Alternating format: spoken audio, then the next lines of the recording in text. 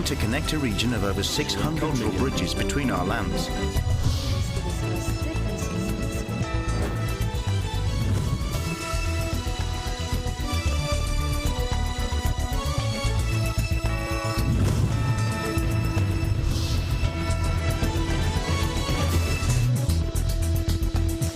Good evening, I'm Alma Angeles, and you're watching ASEAN in Focus. On today's headlines.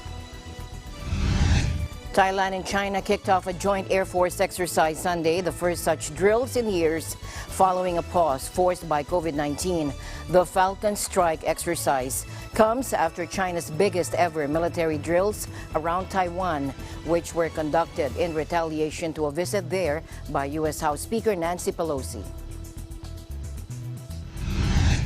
Authorities in Bangkok have detained a controversial Chinese businessman who's the subject of an international arrest warrant for allegedly running an illegal online casino. The Philippines has resumed talks with China to renegotiate China-funded transport projects in the country. Medical center. And our kababayans or OFWs in Bahrain were able to benefit from the recent medical mission of the Philippine Embassy there.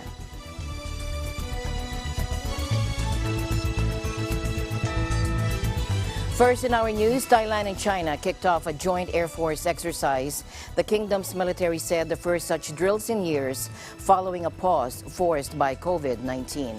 The Falcon Strike exercise comes after China's biggest ever military drills around Taiwan, which were conducted in retaliation to a visit there by U.S. House Speaker Nancy Pelosi. Thai Air Chief Marshal Prapaz Sorgchaidi said Falcon Strike, running from August 14 to the 25th in the northeast of the country, was meant to strengthen relations and understanding with China. The visiting Chinese contingent will include fighter jets, bombers, and airborne early warning planes, the Defense Ministry in Beijing said last week. It also added that the drills will involve training for air support strikes on ground targets and small and large-scale troop deployment. The Thai-Chinese Air Force drills were held regularly since 2015 until the pandemic hit. Washington has expressed growing concern over China's assertiveness in the Pacific region and last week launched the Super Garuda Shield exercise in Indonesia with its allies. Thailand sought to strengthen its defense ties with China and was among the first countries to buy Chinese naval hardware under a deal finalized in 2017. In 2020, however, a subsequent $724 million deal for two Chinese-made submarines was delayed after a public outcry. Local media reported this month that further wrangling over the vessel's engines may see the delivery pushed back to 2024. Meanwhile, thousands of troops from Indonesia, the United States and allies held a live-fire drill as part of what a top U.S. general said was Washington's efforts to prevent a regional conflict after China's destabilizing actions around Taiwan. Let's listen in. The destabilizing actions by the PRC as it applied to the threatening activities and actions against Taiwan is exactly what we are trying to avoid. And I can tell you from my seat, I spend every waking minute doing everything to ensure we are preventing conflict in the region. And that is my commitment to all of my partners. Every day we try to prevent war. Jadi ini adalah latihan yang ke-16 dan latihan tahun ini itu direncanakannya sejak tahun lalu. Di tahun lalu kan belum kelihatan ada apa-apa seperti yang tadi disebutkan. I think I would echo what my friend said, which is this has been planned long before. The United States exercises with 120 different exercises every year. Those exercises continue to become more free-flowing, more complex, and that's just because all the nations in the region are getting better. The United States and its Asian allies have expressed growing concern about China's increasing assertiveness in the Pacific. But Washington said the drills were not aimed at any nation, even though they were larger than previous training missions. The exercise in Indonesia, known as Super Garuda Shield, came after Beijing staged unprecedented war games around Taiwan, which it claims as part of its territory last week in a furious reaction to U.S. House Speaker Nancy Pelosi's visit to the self-ruled democracy. China's week-long air and sea exercises pushed tensions in the region to their highest level in years and raised the specter of conflict in the Taiwan Strait. In Friday's drill, meanwhile, only Australian and Singaporean forces joined the U.S. and Indonesian troops. Joint military forces fired Javelin anti-tank missiles, while Apache helicopters staged maneuvers, shooting rounds of machine gun fire and rockets into a hilly training area. Indonesian Army Chief Andika Perkasa denied the expansion of the exercise was due to the situation in the Taiwan Strait, saying the drills had been planned long before that.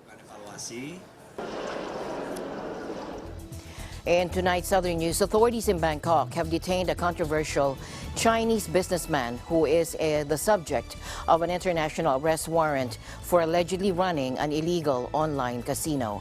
Xie Zhijiang, 40, has been on the run from Chinese authorities since 2012, according to Chinese media. Multiple media reports say he has had controversial mega projects and gaming ventures in Cambodia and at Shui Ko in Myanmar's Cayenne state, as well as a lottery venture in the Philippines. Thai police said the Thai visa has been canceled after he was taken into immigration custody on Wednesday night, pending an extradition request.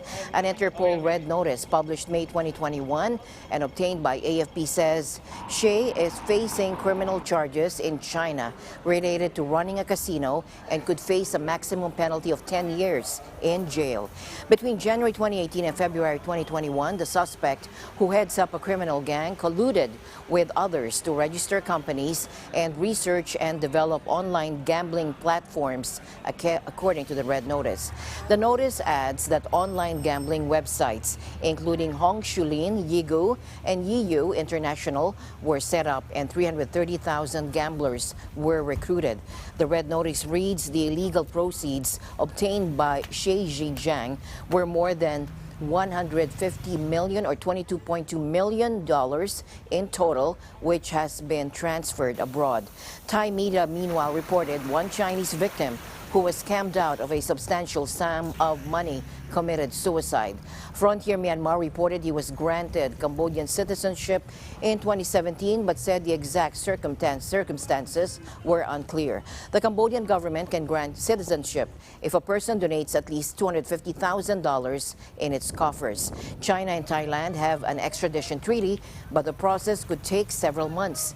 The Red Notice says Xie has a Cambodian passport, but was born in China's Hunan province. Former Sri Lankan President Gotabaya Rajapaksa arrived in Bangkok on Thursday after his visa ran out following a month-long stint in Singapore, where he had taken refuge from protesters at home.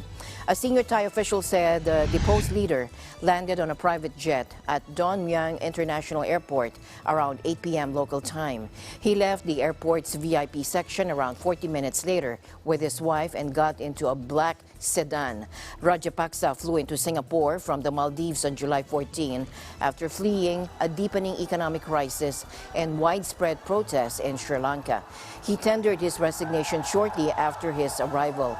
Sri Lankans arriving in Singapore normally receive a 30-day visa, but authorities said they had initially given Rajapaksa only 2 weeks and later extended the visa by another 2 weeks. The source said Rajapaksa planned a short stay in Thailand and would return to Singapore. The Thai Foreign Ministry confirmed it had received a request from Colombo for the 73-year-old deposed leader to visit and an assurance that he would not seek political asylum. Rajapaksa, confident, told AFP that the former leader was keen to go home as protests against his administration had fizzled out, but his successor, Ranil Wickremesinghe, had advised him against an early return. Here in the Philippines, Press Secretary Trixie Cruz Angeles has contracted the coronavirus. She announced this today in a video posted on her official Facebook page. Cruz Angeles said she underwent real-time reverse transcription polymerase chain reaction or RT-PCR testing on Sunday, and her results came back positive. Let's listen in.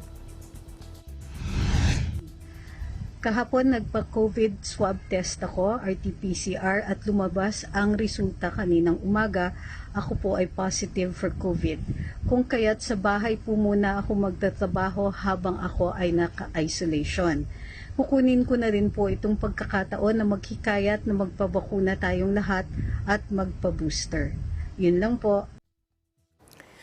Cruz Angeles said that she doesn't exhibit any symptoms but will isolate as a precaution until her isolation period ends. Asked if she has come in contact with President Bongbong Marcos, she said the president is fine. Staying in the country, the positivity rate or the number of individuals who tested positive for COVID in the National Capital Region has decreased to 16.4%, which indicates that cases in the NCR may have already peaked. In a tweet on Sunday, Octa Research Group fellow Dr. Guido David said Metro Manila's weekly positivity rate has decreased from 17.5% on August 6 to 16.4% on August 12. He also said they initially projected a peak around mid-July based on the experience in South Africa, but noted that the wave got prolonged. David attributed the country's low booster uptake as a possible reason why the wave has been prolonged. The Marcos administration aims to administer at least 23 million COVID-19 booster shots within his first 100 days in office. The Philippines has resumed talks with China to renegotiate China-funded transport projects in the country, according to the Department of Transportation announcing this on Sunday.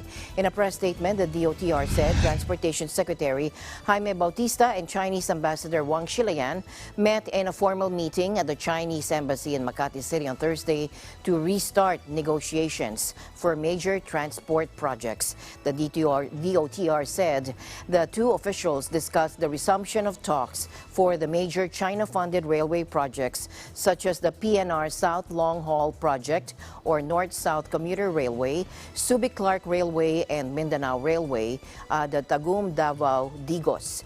In a separate statement, Huang described his meeting with Bautista as constructive and expressed hope that the two countries would accomplish more infrastructure projects in the railway sector. He also said China is committed to helping Southeast Asian countries in railway development. Papua New Guinea's Prime Minister James Marape was sworn in for a second term after an election hit by violence and alleged corruption that also ended a 5-year absence of women in parliament. Echo Hortaleza has this story. The Papua New Guinea Parliament re-elects Honorable James Marape unopposed in the 11th Parliament session. Bangu Party, led by Prime Minister Marape, has the highest number of candidates elected. The country's 8th Prime Minister extends his gratitude to his fellow coalition members and to the people of Papua New Guinea. James Marape says they are now ready to form a new government and will prioritize the Take Back Papua New Guinea advocacy. He reiterates it is no longer time to be divided, but to leave the past faults behind. He urges the nation to work and focus on moving forward for a better future of the nation. But I just want to encourage Papua New Guineans. It's not time for division anymore. We've told our Bangu Party led camp and retreat in Lolwata, no more blaming the past. We will work on correcting and moving forward into the future, starting based on the start that we started in 2019. We will carry on this into the future. Chief amongst our responsibility is to look at the systems of government we have and the processes we have that has carried us thus far. Echo Hortaleza, Quinola, Port Moresby, Papua New Guinea. Eagle News, we live in extraordinary times. Malaysian ex-Premier Najib Razak arrived at the Putrajaya Court just outside Kuala Lumpur for his final appeal for his conviction over the 1MDB corruption scandal before the country's Supreme Court. To recall, in July 2020, Najib was sentenced to 12 years in jail and fined 210 ringgit or $47.27 million US, following a guilty verdict in his corruption trial involving millions of ringgit from former One Malaysia Development Berhad or 1MDB subsidiary SRC International or SBN BHD. Investigations into the alleged looting of state fund 1MDB by an audacious international fraud ring have already seen Najib hit with more than 24 charges, including corruption and money laundering. Najib, 65 years old, has denied any wrongdoing despite revelations that hundreds of millions of dollars ended up in his personal bank accounts. Staying in Malaysia, Forest City, a $100 billion property development by a China-linked company near the town of Gelang Patah in southern Malaysia, was meant to house up to 700,000 people once completed in 2035. But the huge residential and commercial project resembles a ghost town today, with only a trickle of traffic entering and leaving the vast development some 30 kilometers south of the state capital of Johor Bahru, near Singapore. Let's listen in. Nobody knows exactly how many, but we estimate that the current population is about maybe 2,000 plus minus. Most of them are actually their own staff of the contractors, students studying in the international school, and family members. There could be some local here and there. Two main issues for Forest City. One is the low occupancy rate. The other one is the lack of commercial activity, and therefore there's not much life within the Forest City itself. The developer must change its overall concept to relook at the target market, development component, density, to pay more emphasis in engaging the local buyers, or Malaysians, for example, working in Singapore, investors, and to create a more balanced and holistic development.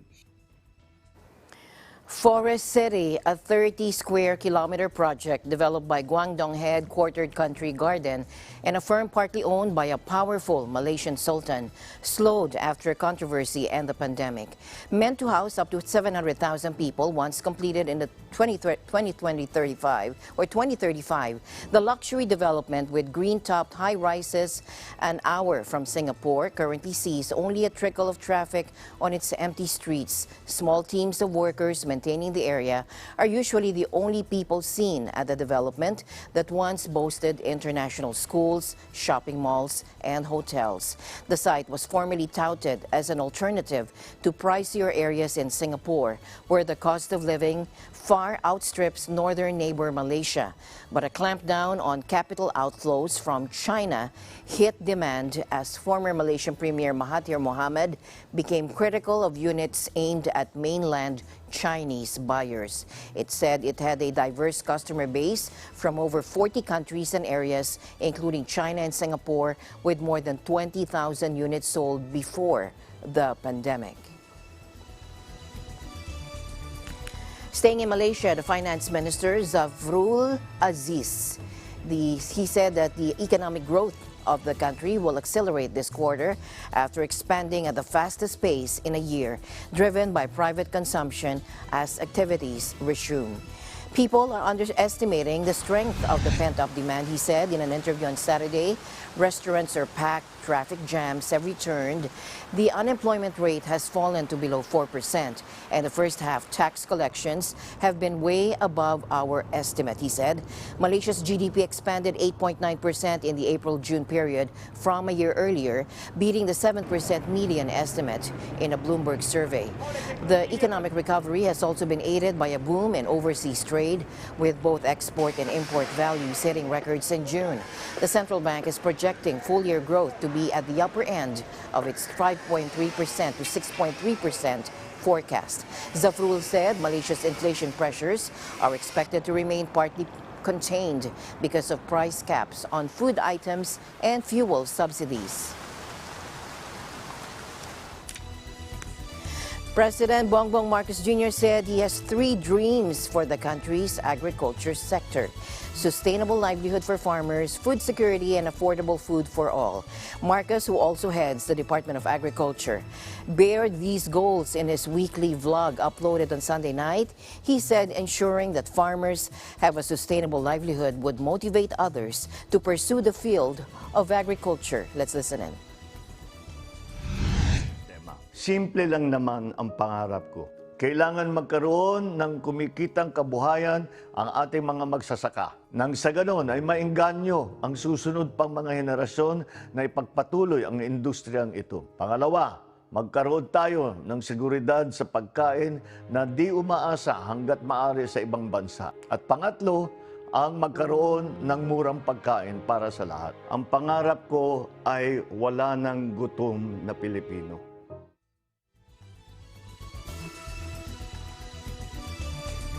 Last week, President Marcos directed the Department of Trade and Industry to provide cheaper fertilizers for farmers. The government is currently looking for non-traditional sources of fertilizer to help ensure that affordable fertilizers are available in the market. Let's listen in.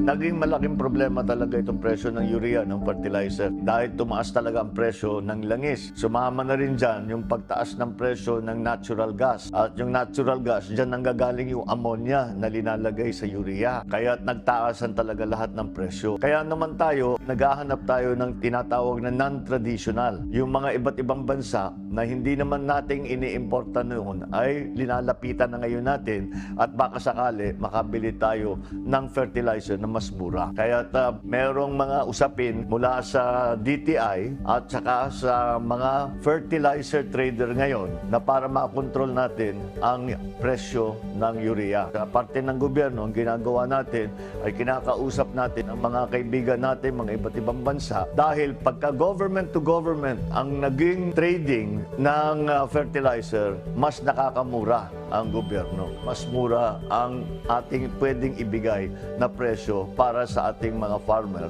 Kasabay na rin dyan ang pag-issue ng DBM ng ating e-voucher. Kaya yung aking sinasabi na nagtutulungan ng private sector, nagtutulungan ang gobyerno para naman mas makamura ang farmer at kahit papano merong kinikita.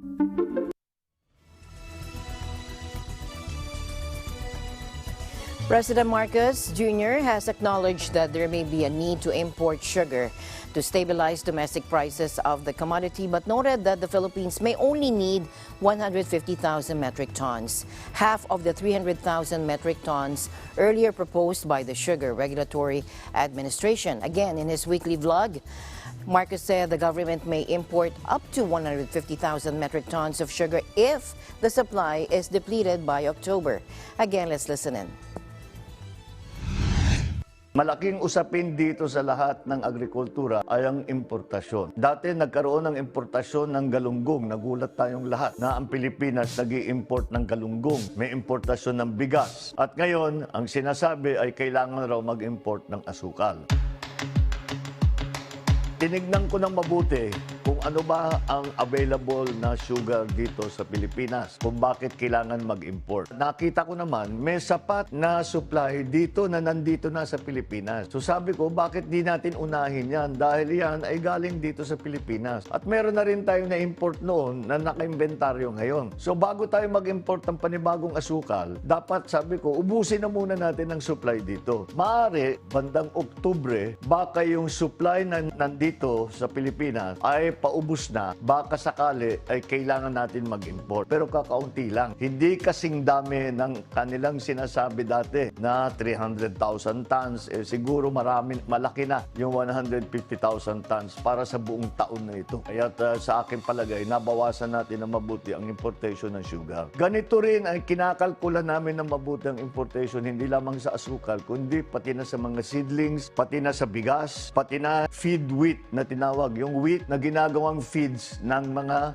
inaalagaan nating hayop ay nagtaasan ng presyo. Ang nagawa natin ay tinulungan natin ang ating mga corn growers para sila mag-provide ng feed. So, nakaraos tayo sa nakaraang this last season. Yun lamang, kailangan natin bigyan ulit ng tulong lahat ng ating mga corn growers para paakatin ang kanilang production ng mais at mag-i-import ulit tayo. Ang mahirap talaga dito, ayaw natin mag-import. Ngunit kung hindi sapat ang supply ng pagkain, mapipilitan talaga tayo mag-import dahil kung hindi tayo mag-import at mababa ang supply, magtataasa naman ng presyo. Hindi natin maaaring gawin yun sa taong bayan. Habang ang production pa natin ay inaayos pa natin, napipilitan tayo mag-import, ngunit tiyakin natin na yung importation hindi naman sobra. Hindi sobra-sobra dun sa pangangailangan. At meron namang supply dito sa Pilipinas.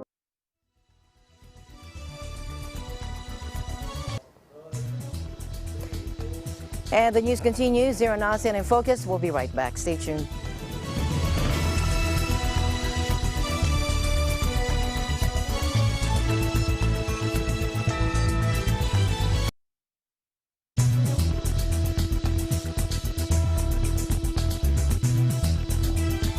Welcome back. Our kababayans or OFWs in Bahrain were able to benefit from the recent medical mission of the Philippine Embassy there. Lorlene Kalimlim was at the scene. Lorlene? In the midst of pandemic, prevention to any illnesses is a must. So why not grab the opportunity for the free life checkup made possible by Philippine Embassy in coordination with Al Hilal Medical Center here in Adlia branch, where we are right now. The Philippine Embassy in Manama, in coordination with Al Hilal Medical Center Adlia branch, invites Filipino community ages 18 and above to a free healthy life checkup. There are approximately 800 OFWs registered for the said medical assignment. The package includes several kinds of tests, including liver and kidney screening. So ngayong araw, meron tayong isang Healthy Life Check-up campaign. This is being organized by the Philippine Embassy in the Kingdom of Bahrain in cooperation with the Al Hilal Medical Center. So first of all, let me extend my thanks to the Al Hilal Medical Center for offering this free service to the members of the Filipino community in partnership with the Embassy. I think yung last na naganap na medical mission ng Embahada ay noong bagong pandemic. So ito ay natigil for about 2 years since the pandemic started. So ngayong medyo there's easing of restrictions already, baka makakaganap na tayo uli. Pero ito ay ang pinakaunang initiative ng Embahada na talagang may in-person yung service. So out of these results, tatawagan or kukontakin ng hospital yung ating mga nag-avail ng programang ito. So gaganapin yung check-up at a discounted rate na offered din ng hospital. Really speaking, this has been done from the beginning itself. Actually, when we have started, it's a part of our social activity. Actually, we are doing this medical camps. Right now the people after COVID and all everything, like going to a hospital and doing some blood investigation, more financial part is involved in this one. So from our directors and management, actually, they're really doing a great job actually, because for the right people, the deserving people, actually, due to the financial situation, and investigations worth rupees 30 billion more has been offered for them for absolute free. It's include liver function, kidney testers, and all such basic investigations are there actually to know that if any problem is there, it can be identified, and we are offering them a free consultation also. Embassy have took a great initiative actually to identify the right deserving people. Nearly 800 people have registered for this campaign. This will continue. This is more than 600 camps we have organized so far. As a part of our social commitment to the society, we Al Hilal group used to do this type of activities. Every week, every branch will be doing this type of activities. At present, we have 5 branches, and we are coming out with the 4 more branches. We are the largest health provider in Bahrain. So, as a part of our social commitment to the experts, many of them are affordable for the treatment cost and other things. That is blood test procedure. religious, absolutely free to the society, not only to the Philippine community, to all the community we used to do it. That's why Al Hilal is flourishing day by day. Okay. Malaking tulong po ito sa ating mga kababayan dahil alam po natin kung anong naging epekto ng pandemya sa ating mga OFWs dito sa Bahrain. Marami po ang nawala ng trabaho, marami rin po yung bumaba ang sahod kasi alam naman po natin karamihan sa ating mga kababayan iniisip muna ang kapakanan ng kanilang pamilya sa ibang bansa. Lahat ng kinikita nila ay pinapadala nila sa kanilang mga pamilya. So ito po, hindi na nila kukunin pa sa kanilang mga sahod ang gagastusin sa pagpapakuha ng dugo, pagpapacheck up dito sa Al Hilal. At syempre po, magagamit na nila para sa kanilang pamilya yung halaga na gagastusin dito. So maraming salamat po sa Al Hilal. That packages are offered to Filipinos for free by Al Hilal as part of their corporate social program responsibilities to expatriates residing in the kingdom. Kinuhanan po kami ng dugo, which is kasali na dun yun sa liver, sa creatinine, sa blood sugar. Tapos yung result, waiting pa po. Nagpapasalamat po ako sa ating embahada na malaking tulong po talaga ito sa aming mga OFW na nagtatrabaho dito na yung mga sahod ay kulang pa padala sa pamilya. So, malaking talagang tulong ito sa amin. Maraming salamat sa Philippine Embassy sa programang ito. Kasi it's a big help po talaga sa aming mga OFW. Lalo na sobrang mahal po magpa-check po dito sa Bahrain. Lalo libre po ito. Maraming salamat. At salamat po sa free food. Napakaganda po ng ginawa ng embahada natin ngayong araw na to. In-announce po nila yan nung nakaraang buwan. Kaya ang dami po ngayon tao dito sa hospital ng Al Hilal. Kaya ang laking tulong po nito sa mga Pilipino dito sa Bahrain. Taking care of yourself is essential.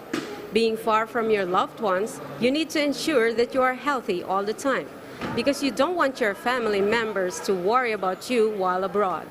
Always follow the doctor's prescription and advice, and of course, have a healthy and balanced diet and lifestyle. This is Lauren Kalimlim, your Eagle News correspondent from Manama, Bahrain, and we live in extraordinary times. Many times we tend to overlook the small things that tend to make a big difference in our lives. The Manila International Airport Manila International Airport Authority or MIA commended a janitor for turning over to authorities a folder containing cash left behind by a passenger at the Ninoy Aquino International Airport. A certificate of appreciation was given by MIA Acting General Manager Cesar Chong to Nelson Palo of OmniWorks Inc., the outsource agency that provides janitorial manpower at the airport. Palo was commended for honesty in the line of duty by turning over a plastic document folder containing money amounting to 20,500 pesos. The folder was found at the arrival immigration filling out counter of NAIA Terminal 1 on August 5. The rightful owner was able to secure his belongings from authorities. Chong told Palo when he handed him the certificate at the Terminal 1, "Thank you very much, Mr. Palo, for turning over the money. We're actually very proud of what you have done here at the NAIA. You are actually our inspiration because we treat you as family even if you're not directly employed by MIA." The airport chief expressed his hope that Palo will continue doing good. MIA used to commend workers for their honesty or achievements every first Monday of the month during flag ceremony. And finally, let's take a look at one of ASEAN's World Heritage Sites. Take a look.